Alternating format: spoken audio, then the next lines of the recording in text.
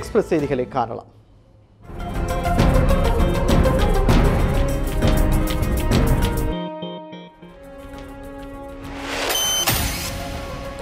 சென்னை அண்ணா சாலையில் திடீர் விரிசல் ஏற்பட்ட பகுதியில் மேற்கொள்ளப்பட்ட ஆய்வை அடுத்து அப்பகுதியில் வாகனங்கள் செல்ல அனுமதி அளிக்கப்பட்டுள்ளது. சென்னை அண்ணா சாலையில் கடந்த ஞாயிற்றுக்கிழமை திடீர் பள்ளம் ஏற்பட்டு அதில் ஒரு மாநகர பேருந்தும் காரும் சிக்கிக் கொண்டன. பின்னர் அவை கிரேன் மூலம் மீட்கப்பட்டன.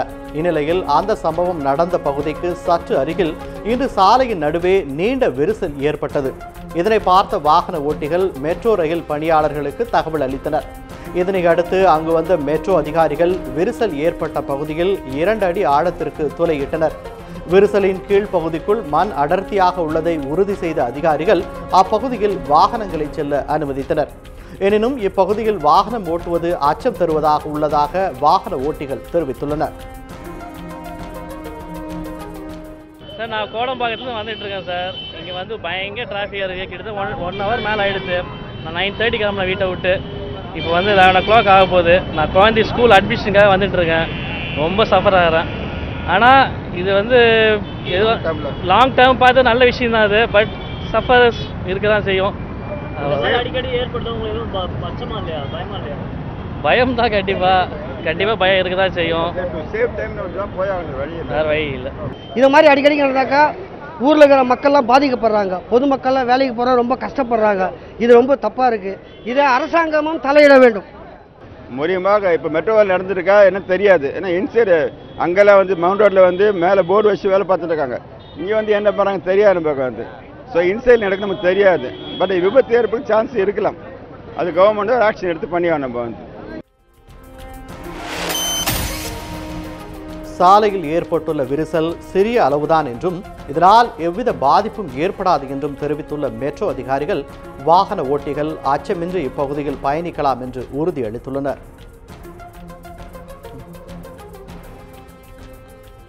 ஆர்கே நகர் இடைத்தேர்தல் ரத்து செய்யப்பட்டது தொடர்பாக மும்பையில் உள்ள தமிழக ஆளுநர் வித்யாசாகர் ராவை சந்தித்து திமுக முறையிட உள்ளதாக அக்கட்சியின் மாநிலங்களவை உறுப்பினர் RS பாரதி தெரிவித்துள்ளார். திருச்சி சிவா, துரைமுருகன் ஆகியோருடன் சேர்ந்து ஆளுநரை தாம் சந்திக்க இருப்பதாகவும் இந்த சந்திப்பு நாளை நடைபெறும் என்றும் அவர் கூறினார்.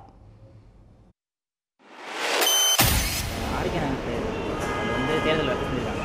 ஒரு சில கட்சிகள் மட்டும்தான் பணப்பாட்டோட பண்ணியிருக்கு. ஆனால் இதர கட்சிகளும் சேர்த்து தேர்தலை நிப்பாட்டிட்டாங்க. அவங்க என்ன சொல்கிறாங்கன்னா, அதுக்காக தான் நானும் துரைமுருகனும் இப்போ பம்பாய் போகிறோம். கவர்னரை சந்திப்பதற்காக தான் செல்கிறோம். நாளை 11 மணிக்கு எங்களுக்கு நேரம் கொடுத்துருக்கிறார். ஆகவே நானும் கழகத்தினுடைய முதன்மை செயலாளர் துரைமுருகன் அவர்களும் திருச்சி சிவா அவர்களும் சந்திக்க இருக்கிறோம். அவரிடத்தில் சொல்லிவிட்டு அப்புறம் உங்களுக்கு சொல்லுவோம். மத்திய சர்க்காரும் சரியில்லை, மாநில சர்க்காரும் மத்திய சர்க்காரும் இல்லை, மாநில சர்க்காரும் சரியில்லைன்னா 2 சர்க்காரும் மாற்றினா சரியாக போயிடும்.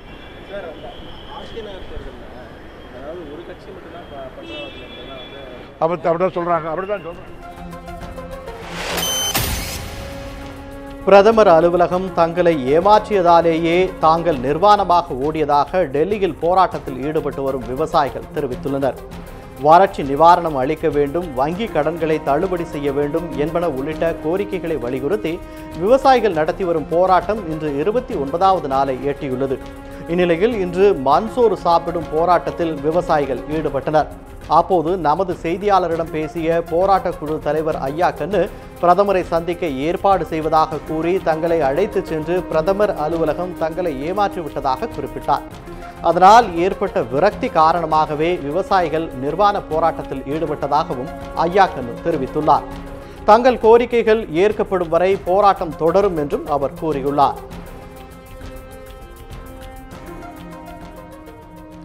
வறட்சி நிவாரணம் வழங்க வேண்டும், விவசாய கடன்களை தள்ளுபடி செய்ய வேண்டும் என்பன உள்ளிட்ட பல்வேறு கோரிக்கைகளை வலியுறுத்தி டெல்லியில் 29வது நாளாக விவசாயிகள் போராட்டம் நடத்தி வருகின்றனர். இது தொடர்பாக போராட்ட ஒருங்கிணைப்பாளர் ஐயா கண்ணுவுடன் நமது செய்தியாளர் மதியழகன் நடத்திய கலந்துரையாடலை தற்போது பார்க்கலாம். தமிழக விவசாயிகளுடைய போராட்டமானது இன்று 29வது நாளை எட்டி இருக்கிறது. இன்றைய தினத்தில் என்ன மாதிரியான போராட்டத்தை விவசாயிகள் முன்னெடுத்து செல்ல திட்டமிட்டிருக்கிறார்கள் என்பது தொடர்பாக போராட்ட குழுவினுடைய தலைவர் ஐயா கண் அவர்களிடம் கேட்கலாம். ஐயா, 29 நாளான இன்று என்ன மாதிரியான போராட்டத்தை முன்னெடுத்து செல்ல போறீங்க? நாங்கள் கடந்த 29 நாட்களாக எல்லா விதமான போராட்டத்தையும் நடத்திட்டோம். இன்று நான் ரோட்லேயே உட்காந்து ஒரே லைனாக உட்காந்து ரோட்டில் இலைய இதை போட்டு தட்டை வச்சு மண் சோறு தின்பதாக எங்களை வந்து நல்லா உழைத்து பாடுபட்டு ஊருக்கெல்லாம் சோறுபட்ட எங்களை மத்திய சர்க்கார் மண் சோறு தின்பதற்கு அனுமதித்து விட்டது என்பதை பிரதிபலிப்பதற்காக நடு வெயிலில் ரோட்டில் உட்காந்து சோறு திங்கலான்னு இன்றைக்கி மத்தியானம் இருக்கும். இப்போ நேற்று நீங்கள் வந்து அந்த நார்த் பிளாக் சவுத் பிளாக் பகுதிகளில் நிர்வாண போராட்டம் நடத்துனீங்க இல்லையா? அந்த போராட்டம் தொடர்பாக எதிர்மறையான கருத்துக்கள் வந்து உங்கள் மீதான விமர்சனங்கள் வந்துகிட்டு இருக்குது. இது போன்ற ஒரு போராட்டத்தை விவசாயிகள் தவிர்த்திருக்கலாம் என்ற ஒரு கருத்து முன்வைக்கப்படுகிறது. அதுக்கு உங்களுடைய பதில் என்ன சார்? ஐயா, அந்த இவரை சஸ்பெண்ட் ஆகணும் கூட சொன்னாங்க. அவர் நல்லா ஜம்முன்னு காலையில் வந்து கை கொடுத்துட்டு போகிறாரு. இங்கே தான் இருக்கார் அந்த அதிகாரி, கூட்டிகிட்டு போன அதிகாரி. எங்களை கூட்டிகிட்டு போய் காமிக்கிறேன்னு சொல்லிட்டு யாரையுமே பார்க்காம ஒரு சீலை போட்டு ஒரு பேப்பரை கொடுத்து அனுப்பிச்சா நியாயமா ஐயா? நாங்களும் வந்து 28-29 நாளாக உட்காந்துருக்கோம். எங்களுடைய மன வேதனை வந்து அப்படியே விரும்பி ஓடிட்டாங்க. அவ்வளோதான். இவங்கெல்லாம் வந்து வேகமாக செல்லுகின்ற காரிலிருந்து குதிச்சு ஓடி அது மாதிரி பண்ணதுதான் ஐயா. வேறு என்ன பண்ணுறது? எங்களுக்கும் இதுக்கு மேலே அடுத்தது வந்து சாவு தான். வேறு விவசாயிக்கு வேறு ஒன்றும் இல்லை. அதனால் எங்களுடைய மனவேதனையை காண்பதற்காக ஓடியதான ஒழிய நாங்கள் வந்து இதை வந்து எல்லாத்தையும் வந்து கேவலப்படுத்தணும், விவசாயத்தை பண்ணணும் நோக்கமெல்லாம் எங்களுக்கு கிடையாது. எங்களுடைய மனவேதனை, எங்களுடைய துன்பங்கள், அங்கே வந்து அடுத்த ஸ்டெப்ஸை விவசாய தற்கொலை பண்ணிக்கிறது தான். அதை செய்யக்கூடாது என்பதற்காகத்தான், தற்கொலை செய்து கொள்ளாமல் இருப்பதற்காக பண்ணதான். அதே போல உங்களுடைய சக விவசாய சங்க தலைவர் PR பாண்டியன் என்ன சொல்லியிருக்காங்கன்னா, விவசாயிகள் வந்து போராட்டத்தை அவங்களுடைய உடல்நிலையெல்லாம் கருத்தில் கொண்டு போராட்டத்தை முடிச்சுக்கிட்டு ஊருக்கு திரும்பணும். அதே போல பல்வேறு அரசியல் கட்சியினரும் இதே தான் சொல்லிட்டு வர்றாங்க. அதில் உங்களுக்கு உடன்பாடு இருக்கிறதா? இல்லை, எங்களுடைய விவசாய சங்க தலைவர் மறுபடியும் ஃபோன் பண்ணி பேசினார். நீங்கள் வந்து ரொம்ப கொஞ்சம் உணர்ச்சி வேகப்படாமல் உணர்வுகளுக்கு மட்டும் பாதிப்பு கொடுத்து அங்கேயே இருங்க, எல்லாம் தொடர்ந்து நடத்துவோம், நாங்களும் வர்றதுக்கு வேண்டிய முயற்சிகள் எடுக்கிறேன்னு சொல்லியிருக்காங்க. நன்றி. அதாவது இன்று 29வது நாளாக விவசாயிகளுடைய போராட்டம் ஒருபுறம் தொடர்ந்தாலும் இன்று விவசாயிகளை நேரில் சந்தித்து ஆதரவு தர இருக்கிறார் தேமுதிகவினுடைய மகளிர் அணி தலைவர் பிரேமலதா விஜயகாந்த் அவர்கள். இன்று மதியம் 2 மணி அளவில் ஜந்தர் மந்தருக்கு வருகை தந்து அவர் விவசாயிகளை நேரில் சந்தித்து ஆதரவு தர இருக்கிறார். நியூஸ் 7 தமிழ் செய்திகளுக்காக ஒளிப்பதல் நதிமுடன் மதியழகன், புதுடெல்லி. புதுக்கோட்டை அருகே தமிழக சுகாதாரத்துறை அமைச்சர் விஜயபாஸ்கருக்கு சொந்தமான கல் குவாரியில் மத்திய பொதுப்பணித்துறை அதிகாரிகள் சோதனை மேற்கொண்டு வருகின்றனர். புதுக்கோட்டை அருகே வேங்கை வாசல் எனும் பகுதியில் அமைச்சர் விஜயபாஸ்கருக்கு சொந்தமான கல் குவாரி செயல்பட்டு வருகிறது. இங்கு அதிக அளவில் கற்கள் எடுக்கப்பட்டுள்ளதாக புகார் எழுந்தது. இந்நிலையில் விஜயபாஸ்கருக்கு சொந்தமான வீடு உள்ளிட்ட பல்வேறு இடங்களில் சோதனை நடத்திய வருமான வரித்துறை அதிகாரிகள் பல்வேறு ஆவணங்களை கைப்பற்றினர். அதன் அடிப்படையில் கல்குவாரியில் முறைகேடுகள் நடைபெற்றிருக்க வாய்ப்புள்ளதாக அதிகாரிகள் கருதியதாகவும் அதன் அடிப்படையிலேயே தற்போது சோதனை நடைபெற்று வருவதாகவும் தகவல் வெளியாகியுள்ளது. மத்திய துணை ராணுவ படையினரின் பாதுகாப்புடன் 20க்கும் மேற்பட்ட மத்திய பொதுப்பணித்துறை அதிகாரிகள் சோதனை நடத்தி வருகின்றனர். அரசு அனுமதித்த 200 கன அடிக்கு மேல் கற்கள் வெட்டப்பட்டுள்ளதா என அதிகாரிகள் அளந்து ஆய்வு செய்து வருகின்றனர்.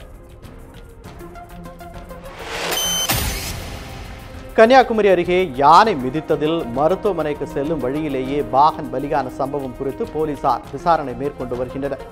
கன்னியாகுமரி மாவட்டம் மார்த்தாண்டம் அருகே உண்ணாமலை கடை பகுதியைச் சேர்ந்த ஜான் என்பவருக்கு சொந்தமான பெண் யானை உள்ளது. இந்த யானையை அனந்தமங்கலத்தைச் சேர்ந்த பாகன் நட்டாலம் பகுதியில் உள்ள ஒரு கோயில் திருவிழா ஊர்வலத்திற்கு கொண்டு சென்றுவிட்டு பாகன் பிரசாத் திருப்பி அழைத்து சென்றார். அப்போது வெறிக்கோடு அருகே வந்தபோது தம் மீது அமர்ந்திருந்த பாகன் பிரசாத்தை கீழே தள்ளிவிட்டு யானை காலால் மிதித்தது. இதில் பலத்த காயமடைந்த பாகனை அப்பகுதி மக்கள் காப்பாற்றி மருத்துவமனைக்கு அனுப்பி வைத்தனர். ஆனால் வழியிலேயே அவர் உயிரிழந்தார். இது தொடர்பாக மார்த்தாண்டம் போலீசார் வழக்கு பதிவு செய்து விசாரணை நடத்தி வருகின்றனர்.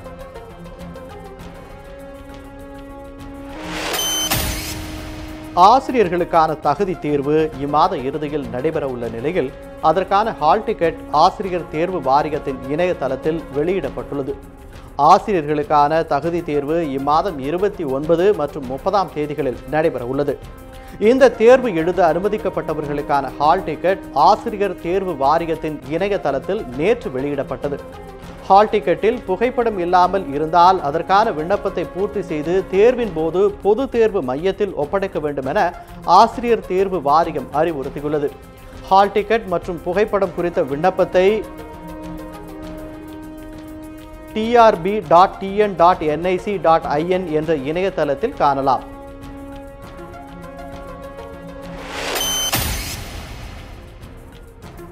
தேனி அருகே இரு பிரிவினரிடையே ஏற்பட்ட மோதலில் பெட்ரோல் குண்டு வீசப்பட்டது. இதையடுத்து அங்கு போலீசார் குவிக்கப்பட்டுள்ளனர். தேனி அள்ளி நகரத்தில் உள்ள தனியார் மருத்துவமனை அருகே ஆட்டோ ஸ்டாண்ட் ஒன்று உள்ளது. நேற்றிரவு அங்கு மற்றொரு இடத்தைச் சேர்ந்த ஆட்டோ ஓட்டுநர் செல்வம் என்பவர் ஆட்டோவில் நின்று ஆட்களை ஏற்றியுள்ளார். இதற்கு எதிர்ப்பு தெரிவித்ததால் இருதரப்பு ஆட்டோ ஓட்டுநர்களுக்கும் இடையே வாக்குவாதம் ஏற்பட்டுள்ளது. இதையடுத்து ஓட்டுநர் செல்வத்தை 5 பேர் தாக்கியதாக கூறப்படுகிறது. இதனால் இரு பிரிவினர் இடையே மோதல் ஏற்பட்டு கல்வீசி தாக்கிக் கொண்டனர். மேலும் ஆட்டோ ஸ்டாண்ட் இருந்த பகுதியில் பெட்ரோல் குண்டு வீசப்பட்டதால் அப்பகுதியில் பதற்றம் அதிகரித்துள்ளது. இதனை அடுத்து உடனடியாக அப்பகுதியில் போலீசார் குவிக்கப்பட்டுள்ளனர். இச்சம்பவம் தொடர்பாக 18 பேர் மீது அள்ளி நகரம் போலீசார் வழக்கு பதிவு செய்துள்ளனர்.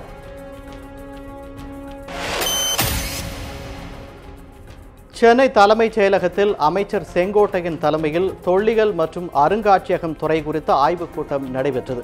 தமிழக பட்ஜெட்டில் தொல்லியல் துறைக்கு நிர்வாக ரீதியான நிதி ஒதுக்கீடு, மானிய கோரிக்கையின் போது இடம்பெற வேண்டிய அம்சங்கள் குறித்து ஆய்வுக் கூட்டம் நடத்தப்பட்டது. இதில் கீழடி அகழ்வாராய்ச்சி பணிகள் பற்றியும் அடுத்த கட்ட ஆய்வுகள் மற்றும் அதற்கான நிதி ஒதுக்கீடு குறித்தும் ஆலோசிக்கப்பட்டது. இந்த கூட்டத்தில் பள்ளிக்கல்வித்துறை அமைச்சர் செங்கோட்டையன், தொல்லியல் துறை செயலாளர் அபூர்வ வர்மா, தொல்லியல் துறை அதிகாரிகள் பலர் பங்கேற்றனர்.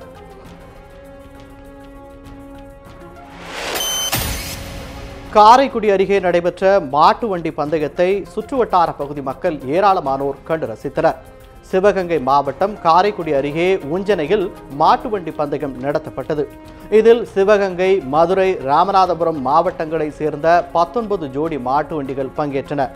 8 ஜோடி பெரிய மாடுகளும் 11 ஜோடி சிறிய மாடுகளும் பங்கேற்ற இப்போட்டியில் பெரிய மாட்டிற்கு 8 மைல் தூரமும் சிறிய மாட்டிற்கு 6 மைல் தூரமும் பந்தய தூரமாக நிர்ணயிக்கப்பட்டது. இந்த மாட்டு வண்டி பந்தயத்தில் பெரிய மாட்டில் உஞ்சனை ஜோடி மாடுகளும் சிறிய மாட்டில் கல்லூரணி ஜோடி மாடுகளும் முதலாவதாக வந்தது. பரிசு தொகையை வென்றன. இந்த மாட்டு வண்டி பந்தயத்தை சுற்றுவட்டார பகுதிகளிலிருந்து வந்திருந்த ஏராளமான பொதுமக்கள் கண்டு ரசித்தனர். பங்குனி பிரம்மோற்சவ விழாவை முன்னிட்டு கும்பகோணம் நாச்சியார் கோவில் ஆலயத்தில் நடந்த தேரோட்டத்தில் ஏராளமான பக்தர்கள் கலந்து கொண்டனர்.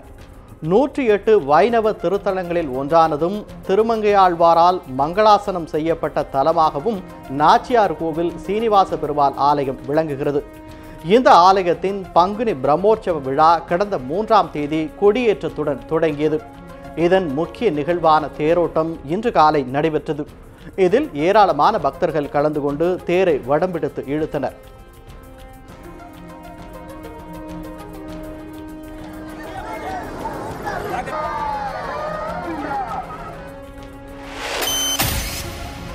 புதுச்சேரி அரசுடன் மோதல் போக்கை கைவிட்டு மாநிலத்திற்கு தேவையான நிதியை மத்திய அரசிடம் பெற்றுத்தர வேண்டும் என ஆளுநர் கிரண்பேடிக்கு புதுச்சேரி சமூக நலத்துறை அமைச்சர் கந்தசாமி வலியுறுத்தியுள்ளார்.